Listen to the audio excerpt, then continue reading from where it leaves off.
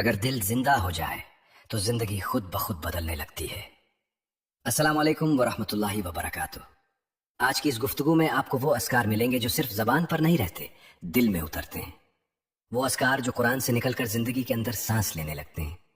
وہ اللہ کے نام جو صرف پکار نہیں ہوتے بلکہ انسان کے زخموں کا علاج بن جاتے ہیں۔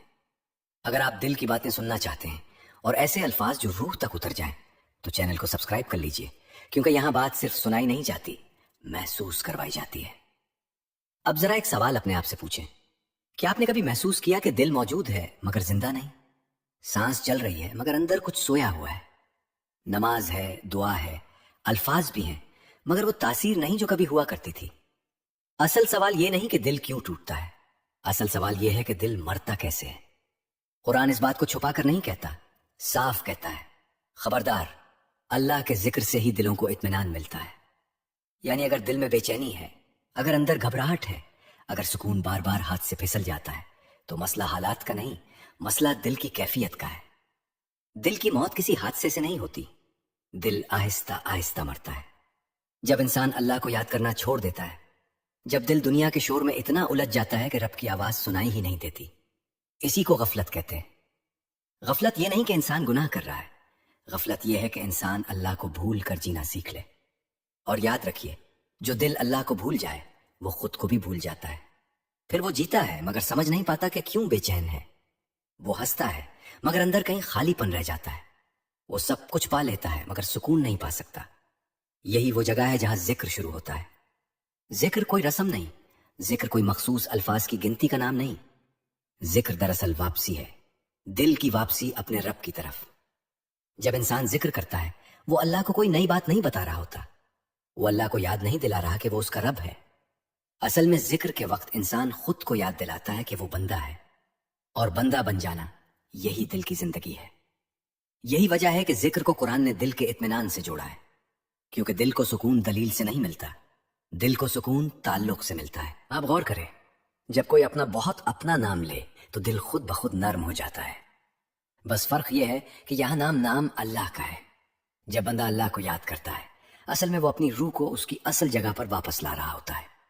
اسی لیے شروع میں ذکر مشکل لگتا ہے، کیونکہ مردہ چیز کو حرکت میں لانے کے لیے زور لگتا ہے، مگر جیسے ہی دل میں ہلکی سی جنبش آتی ہے ذکر بوجھ نہیں رہتا، سہارا بن جاتا ہے۔ ایک وقت آتا ہے جب انسان ذکر کے لیے وقت نہیں نکالتا بلکہ وقت خود ذکر کے ارد گرد گھومنے لگتا ہے۔ یہی دل کے زندہ ہونے کی پہلی علامت ہے۔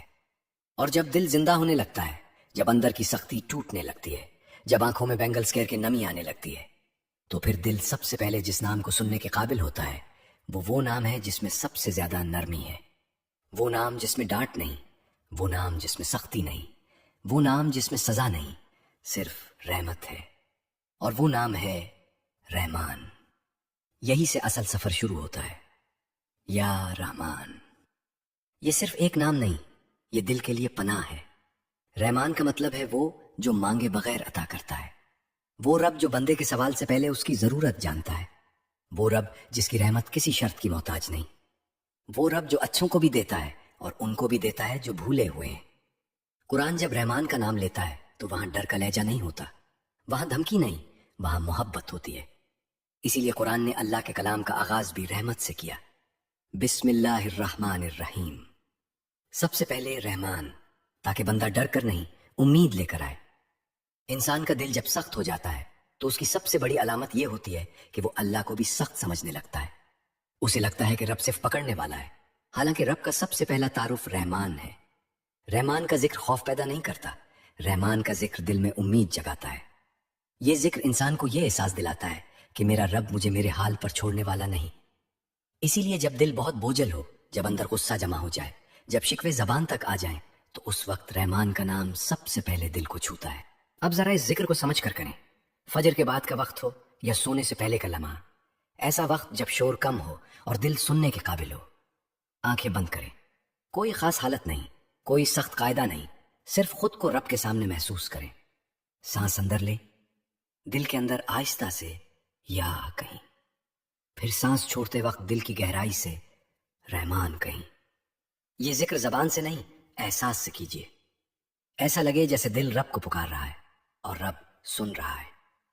شروع میں شاید کچھ محسوس نہ ہو، یہ بالکل فطری ہے، क्योंकि जो दिल अरसे से खामोश हो वो फौरन बोलना नहीं सीखता, मगर अगर ये जिक्र जारी रहे तो दिल आहिस्ता आहिस्ता नर्म होने लगता है। गुस्सा जो छोटी बातों पर आता था कम होने लगता है, लोगों से शिकायतें कम हो जाती हैं, दिल में एक खामोश सा सुकून उतरने लगता है और दुआ करते हुए आंखें खुद ब खुद भीगने लगती हैं। ये आंसू कमजोरी के नहीं होते, ये इस बात की अलामत होते हैं कि दिल दोबारा जिंदा होने लगा है। रहमान का जिक्र दिल को ये यकीन देता है कि अगर सारी दुनिया छोड़ भी दे तो रब नहीं छोड़ता। और जब दिल रहमान से मानूस हो जाता है, जब दिल को यह यकीन हो जाता है कि रहमत मेरे करीब है, तो फिर दिल एक और कदम आगे बढ़ाता है। फिर वो खास रहमत की तरफ बढ़ता है, वो रहमत जो सिर्फ पुकारने वालों के लिए है। या रहीम, ये वो नाम है जो दिल के सबसे गहरे खौफ को खामोश कर देता है।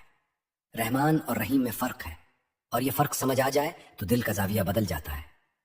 रहमान वो रहमत है जो सबको मिलती है, चाहे बंदा मांगे या ना मांगे, मगर रहीम वो रहमत है जो खास होती है, जो कुर्ब के साथ आती है, जो बंदे को ये एहसास दिलाती है कि वो अकेला नहीं है। रहीम का नाम सुनकर दिल को ये यकीन मिलता है कि मेरा रब मुझे जानता है, मेरी कमजोरियों को, मेरे डर को, मेरी खामोश आहों को। ये वो रहमत है जो सिर्फ देने के लिए नहीं, संभालने के लिए होती है। नबी करीम मोहम्मद सल्लल्लाहु अलैहि वसल्लम ने इस रहमत को एक मिसाल के जरिए समझाया। एक माँ अपने बच्चे को सीने से लगाए हुए थी। आप सल्लल्लाहु अलैहि वसल्लम ने फरमाया, क्या ये माँ अपने बच्चे को आग में डाल देगी? साहबा ने अर्ज किया, हरगिज नहीं। तो फरमाया, अल्लाह अपने बंदे पर इस माँ से भी ज्यादा मेहरबान है। ये बात सुनकर दिल सोचता है, अगर माँ की मोहब्बत पर हमें इतना यकीन है तो फिर रब की मोहब्बत पर हमारा यकीन क्यों डगमगाता है? असल खौफ ये नहीं होता कि अल्लाह नाराज हो जाएगा, असल खौफ ये होता है कि कहीं अल्लाह हमें छोड़ ना दे। और रहीम का जिक्र इसी खौफ को खत्म करता है। ये जिक्र कहता है, तुम छोड़े नहीं जाओगे, तुम नजरअंदाज नहीं हो, तुम बस वापस आओ। इस जिक्र को करने के लिए शोर की जरूरत नहीं, इस जिक्र को तन्हाई पसंद है। वो लम्हा जब कोई देख ना रहा हो, जब दिल अपना असल हाल कहने के लिए तैयार हो। दिल पर हाथ रखें, आंखें बंद हों या खुली, फर्क नहीं पड़ता। आवाज बहुत हल्की हो, जैसे कोई टूटा हुआ दिल किसी अपने को पुकार रहा हो। आहिस्ता कहीं, या रहीम। ये लफ्ज जोर से नहीं कहना, ये लफ्ज दिल से कहना है। शुरू में शायद दिल कांपे, कुछ पुरानी बातें याद आईं, कुछ खौफ सर उठाएं, मगर यही तो इलाज का आगाज है। रहीम का जिक्र दिल के अंदर छुपे हुए खौफ को बाहर लाता है और फिर उस पर रहमत की चादर डाल देता है। आहिस्ता आहिस्ता दिल में यह एहसास पैदा होने लगता है कि जो होना था हो गया, अब मेरा रब मेरे साथ है। मायूसी जो दिल को जकड़ कर बैठी थी वो धीरे धीरे ढीली पड़ने लगती है। दुआ करते वक्त हाथ उठते हैं और दिल को यकीन होता है कि कोई सुन रहा है। यही दुआ का असल हुस्न है। अल्फाज कम हो, यकीन ज्यादा हो। और जब बंदा अल्लाह की रहमत पर यकीन करने लगता है, जब दिल ये मान लेता है कि मेरा रब मुझे छोड़ने वाला नहीं, तो फिर दिल अगला कदम खुद ब खुद उठाता है। फिर वो सहारा इंसानों में नहीं ढूंढता, फिर वो सहारे के लिए दर दर नहीं जाता, फिर वो सिर्फ एक नाम पर ठहर जाता है, और वो नाम है अल्लाह। हस्बी अल्लाह ला इलाहा इल्लाहु। ये वो जुमला है जो बंदे को इंसानों से नहीं, अल्लाह से बांध देता है। ये जिक्र उस वक्त कुरान में आया जब हालात आसान नहीं थे, जब दबाव था, खौफ था, और सामने ऐसे लोग थे जो ये चाहते थे कि ईमान कमजोर पड़ जाए। तब अल्लाह ने फरमाया, अगर लोग तुम्हें डराएं, अगर हालात तुम्हें घेर लें, तो कह दो, हस्बी अल्लाह, मेरे लिए अल्लाह काफी है, इसके सिवा कोई माबूद नहीं। ये अल्फाज कमजोरी की अलामत नहीं है, ये हथियार है। ये ऐलान है कि अब मेरा दिल मखलूक के हाथ में नहीं रहा।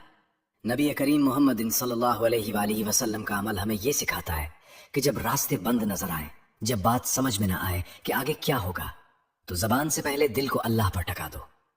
ये जिक्र इंसान को भागने से नहीं रोकता, ये जिक्र इंसान को मजबूत खड़ा कर देता है। हम में से अक्सर लोग अंदर ही अंदर एक खौफ में जीते हैं। लोग क्या कहेंगे? अगर मैंने ये फैसला किया तो कौन नाराज हो जाएगा? अगर मैंने हक बात कही तो कौन छोड़ देगा? हस्बी अल्लाह इन सवालों को खामोश कर देता है। ये जिक्र कहता है, अगर अल्लाह तुम्हारे साथ है तो लोगों का होना या ना होना फैसला को नहीं रहता। ये जिक्र मुश्किल के वक्त किया जाता है, जब दिल टूट जाए, जब किसी का एक जुमला अंदर तक चुभ जाए, जब फैसला करते हुए दिल कांपने लगे।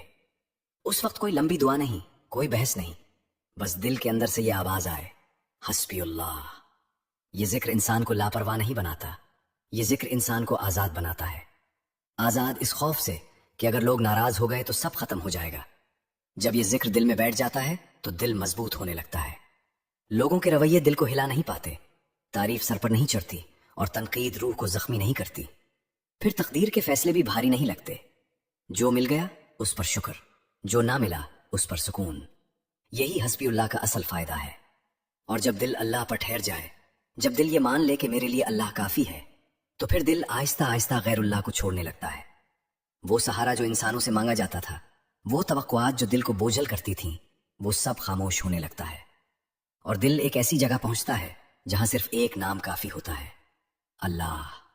اللہ یہ وہ نام ہے جس کے بعد کسی اور نام کی ضرورت نہیں رہتی. یہ ذکر خاموش ہوتا ہے کیونکہ یہ زبان کے لیے نہیں، دل کے لیے ہے. جہاں لفظ کم پڑ جائیں وہاں یہ ذکر شروع ہوتا ہے. یہ وہ مقام ہے جہاں انسان اللہ کو پکارنے کی کوشش نہیں کرتا، بس اس کی موجودگی کو محسوس کرتا ہے. صوفیاء نے ہمیشہ اس ذکر کو خاموش رکھا، اس لیے نہیں کہ یہ کوئی راز ہے، بلکہ اس لیے کہ شور دل کو جگاتا نہیں، بکھیر دیتا ہے. اور یہ ذکر بکھیرنے نہیں، سمیٹنے آیا ہے. یہ شور نہیں، نور ہے. یہ آواز نہیں، ایک کیفیت ہے. لفظ نہیں، ایک نسبت ہے. یہ ذکر وہاں شروع ہوتا ہے جہاں انسان تھک جاتا ہے، جہاں دعائیں بھی بوجھ لگنے لگتی ہیں، جہاں آنسو بھی الفاظ مانتے ہیں. وہیں یہ نام دل میں خود بخود اترنے لگتا ہے. اس ذکر میں کوئی گنتی نہیں، کوئی تعداد نہیں، کوئی طریقہ جو تھکا دے. بس خاموش بیٹھیں، دل کی طرف متوجہ ہوں. سانس آتا جائے، جاتا جائے، اور دل میں بس ایک احساس رہے، اللہ. یہ لفظ بولنا بھی ضروری نہیں، بس دل میں ہو، جیسے کوئی اپنا پاس بیٹھا ہو اور کچھ کہنے کی ضرورت ہی نہ پڑے. شروع میں شاید دل بھٹکے، خیالات آئیں، دنیا کی باتیں سر اٹھائیں. یہ سب فطری ہے، مگر آہستہ آہستہ دل ایک جگہ ٹھہرنا سیکھ لیتا ہے. اور جب دل ٹھہر جاتا ہے تو سکون اترنے لگتا ہے. وہ سکون جو حالات سے نہیں جڑا ہوتا، وہ سکون جو ملنے یا نہ ملنے سے متاثر نہیں ہوتا، وہ سکون جو صرف اس بات سے آتا ہے کہ میرا دل اپنے رب کے ساتھ جڑ گیا ہے. یہ ذکر یکسوئی پیدا کرتا ہے. اندر کا شور خاموش ہونے لگتا ہے. دل کو معلوم ہو جاتا ہے کہ اسے کہاں لوٹنا ہے. اور یہی اس ذکر کا سب سے بڑا فائدہ ہے، دل کا اللہ سے جڑ جانا. نہ کسی خوف کے سہارے، نہ کسی لالچ کے ذریعے، بس تعلق کے ساتھ. آخر میں ایک بات دل میں بٹھا لیجئے، ذکر کوئی جادو نہیں، یہ کوئی فوری کرشمہ نہیں، یہ دل کی واپسی ہے اپنے رب کی طرف. اور اگر دل زندہ ہو جائے تو زندگی خود بخود سمر جاتی ہے. اگر آپ چاہتے ہیں کہ یہ نور آگے بڑھے تو اس پیغام کو آگے پہنچائیں اور چینل کو سبسکرائب رکھیں، کیونکہ بات ابھی ختم نہیں ہوئی، یہ تو دل کے سفر کی شروعات ہے. اللہ حافظ.